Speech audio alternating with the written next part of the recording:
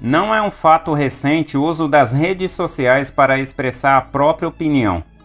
As pessoas postam desde momentos aleatórios de sua vida a compartilhamento de publicações de terceiros. Há quem diga que o Facebook é o muro das lamentações daqueles que têm necessidade de expressar suas dificuldades diárias. No entanto, nos últimos anos, as redes sociais que são a diversão de uns se tornaram a arma de outros. E a política é o assunto que mais tem gerado uma corrente de ódio. Em função disso, hoje vivemos a política do ódio. Bom dia, boa tarde, boa noite, seja lá em qual momento você estiver assistindo esse vídeo, saiba que você é muito bem-vindo ao canal Casos e Alguns Fatos. O nosso passado é vergonhoso, mas é preciso contar, porque saber o que aconteceu explica por que somos como somos, porque vivemos como vivemos e temos o que temos. Saber da nossa história nos tira da ignorância. Ignorância é essa que tem sido muito expressada nas redes sociais e por isso houve uma intensificação do combate às fake news. Então, para melhor entendimento, vamos voltar ao nosso passado. O Brasil sempre teve uma história de conflitos, mesmo quando havia somente índios nele, as tribos indígenas guerrilhavam entre si. Mas a nossa história começa logo depois dos conquistadores espanhóis encontrarem o Brasil. Eles tentaram dominar os índios, que entraram em conflito e acabaram derrotando os invasores. Anos depois, os conflitos continuaram contra os portugueses que tentaram escravizar os índios. Por serem difíceis de lidar e por precisarem de mais mão de obra barata, os portugueses começaram a trazer escravos africanos. Por um tempo, o comércio de escravos passou a ser um negócio lucrativo. Mas a escravidão no Brasil também foi marcada por conflitos. Foram várias as tentativas de libertação, milhares de rebeldes mortos, mas a abolição da escravidão só ocorreu por uma forte pressão inglesa e popular. Para saber dessa história em detalhes, recomendo que assista ao vídeo O Trabalho Escravo em Fazendas Brasileiras aqui no canal. Com a libertação dos escravos surgiu também a pobreza. Os escravos libertos não foram completamente aceitos pela sociedade e obrigados a morar nos arredores das cidades e povoados, formando assim as favelas. Por anos, seus descendentes convivem com a fome, doenças, desemprego, falta de saneamento básico e, mesmo nos dias de hoje, são obrigados pelas corretoras de imóveis a viver afastados da elite. A população brasileira de baixa renda se tornou considerável. Segundo pesquisa do IBGE, divulgada em dezembro de 2022, até então a população pobre representava 29,4% da população brasileira. E a estimativa é que as classes D e E aumentem até 2024. Isso ocorre porque as medidas econômicas tomadas pelo governo brasileiro só favorecem aos mais poderosos. Há anos, todo presidente eleito faz viagens internacionais para fechar acordos para a venda dos produtos nacionais. A economia brasileira gira em torno da agricultura. Portanto, os produtos comercializados são grãos e também animais para consumo. Desses produtos que o Brasil exporta, são recolhidos 25% em IPI, que são impostos sobre produtos industrializados. Esses impostos não são repassados diretamente à população, mas ficam em poder do Estado. Vimos então que os grandes produtores rurais influenciam na economia do Brasil. Mas por que isso ocorre e quando começou? Precisamos voltar ao assunto da abolição da escravidão. Esse marco histórico foi o que derrubou a monarquia no Brasil, pois grandes proprietários de terra não aceitaram perder sua mão de obra barata e até tentaram impedir essa decisão. Eles se juntaram aos republicanos e decidiram que o Brasil passaria a ser um Estado democrático de direito. A partir daí, os poderosos passaram a indicar os presidentes brasileiros. O primeiro presidente brasileiro foi o Marechal Deodoro da Fonseca, o proclamador da República. E assim surgiu a política do café com leite. Nessa política, os mineiros indicavam um presidente paulista. Ao final de seu mandato, os paulistas indicavam um presidente mineiro. Mas houve um momento no qual os paulistas traíram os mineiros e indicaram outro paulista. Os mineiros decidiram então indicar um gaúcho. Trata-se de Getúlio Vargas, um ex-militar e advogado. Vargas acabou perdendo a eleição contra Júlio Prestes, indicado pelo presidente na época Washington Luiz. Segundo o site mundoeducação.uol.com.br, Getúlio Vargas foi derrotado na eleição presidencial, mas o grupo que o apoiava, a Aliança Liberal, começou a conspirar contra o presidente e o candidato vitorioso. Quando o vice de Vargas, João Pessoa, foi assassinado em 1930 por razões que não se relacionam com a eleição, um levante militar contra o presidente foi iniciado. Em menos de um mês, esse levante conseguiu derrubar Washington Luiz. Então Vargas foi nomeado presidente provisório do Brasil em novembro de 1930. E o que isso tem a ver com o assunto? Repare que os cargos políticos são facilmente manipuláveis, basta ter a influência necessária para que isso aconteça. Influência essa que os grandes produtores rurais sempre tiveram. Durante o mandato de João Goulart, que teve início em 1961, o clima entre Estados Unidos e União Soviética estava tenso. Os dois países iniciavam a Guerra Fria. Sendo a União Soviética comunista, para os Estados Unidos qualquer país comunista era visto como um possível aliado da União Soviética e poderia trazer riscos. João Goulart fez vários discursos considerados comunistas.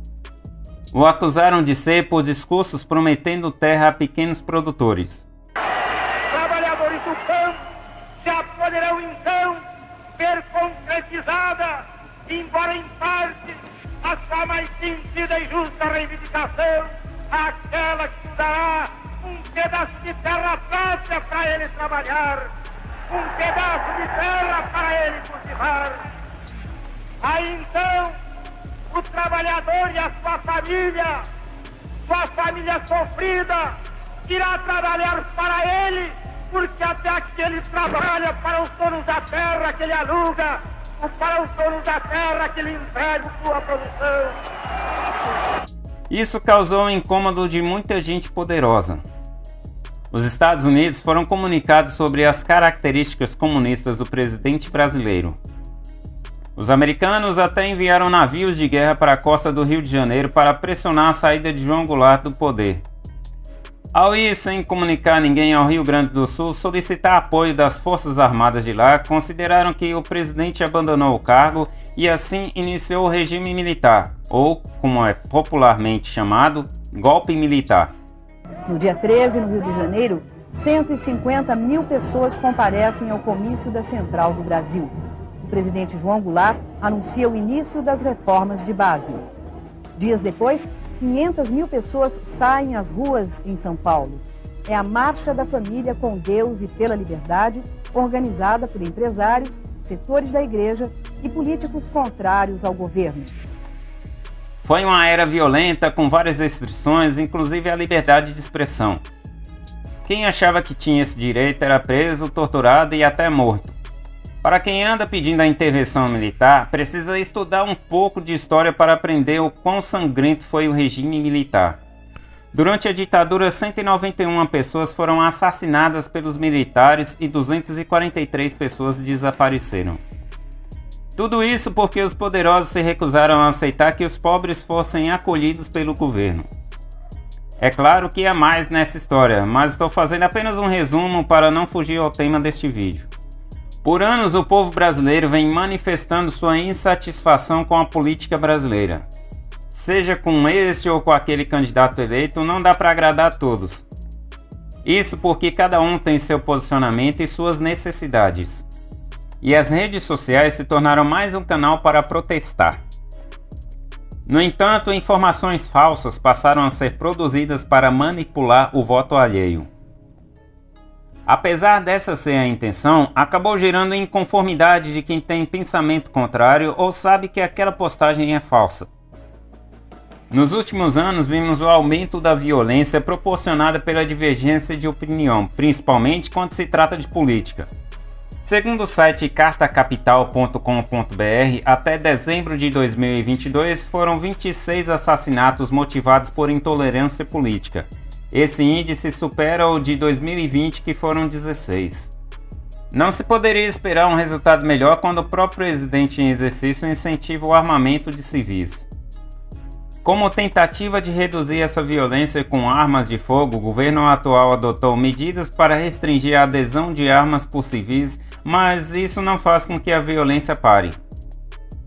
Segundo o site g1.globo.com.br, nos últimos 4 anos, o aumento dos crimes cometidos por CACs, que são caçadores, atiradores e colecionadores registrados, aumentou em 743% nos últimos 4 anos. O enunciado da matéria diz: junto com a facilidade na aquisição de armas durante o governo Bolsonaro, também aumentou a violência contra a mulher. A propósito, vamos falar de interpretação. Se não leu o enunciado corretamente, dirá que a matéria diz que o ex-presidente é responsável pela violência contra a mulher. Na verdade, a matéria aproveitou para falar do aumento da violência contra a mulher durante o governo Bolsonaro. A má interpretação é um dos motivos para a propagação das fake news. Vamos analisar o famoso vídeo da picanha. Quando eu era presidente, eu vi um cara, uma televisão famosa foi entrevistar o cara, tirou um filé, e pegou o filé e falou: eu nunca tinha comido filé, agora com o Lula eu tô comendo filé. E a gente passou a comer picanha, eu digo todo dia: nós vamos voltar a comer picanha. É tudo que o povo quer, Ratinho. O povo gosta de coisa boa, cara. Repare bem, Lula em momento algum disse que vamos comer picanha todos os dias. Ele disse: digo todo dia, nós vamos voltar a comer picanha. Mas pessoas com sentimentos aflorados acabam distorcendo falas e matérias sobre o político que não é o desejado por elas para manifestar exageradamente sua oposição nas redes sociais. Acaba conquistando o apoio de quem tem o mesmo posicionamento e começam a partir dali a publicar notícias sem fundamento para prejudicar o político do qual não gosta, e o ódio proliferado por elas nas redes sociais cresce à medida que toma proporção. As fake news se tornaram a arma dos ignorantes, que gera ainda mais ignorância e, consequentemente, a violência. É por isso que o combate às notícias falsas foi intensificado ao ponto das próprias redes sociais implantarem mecanismos que excluem automaticamente publicações ofensivas ou de cunho político.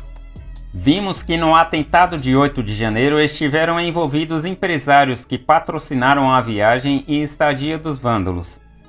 Mesmo passando-se centenas de anos, a nossa política sempre sofrerá a influência dos empresários, da elite que se incomoda quando é prejudicada por uma mudança na gestão que pode causar prejuízo. A política é um xadrez jogado pela elite, no qual os políticos são os peões e os eleitores são nada mais do que o tabuleiro que permite que os peões se mantenham de pé.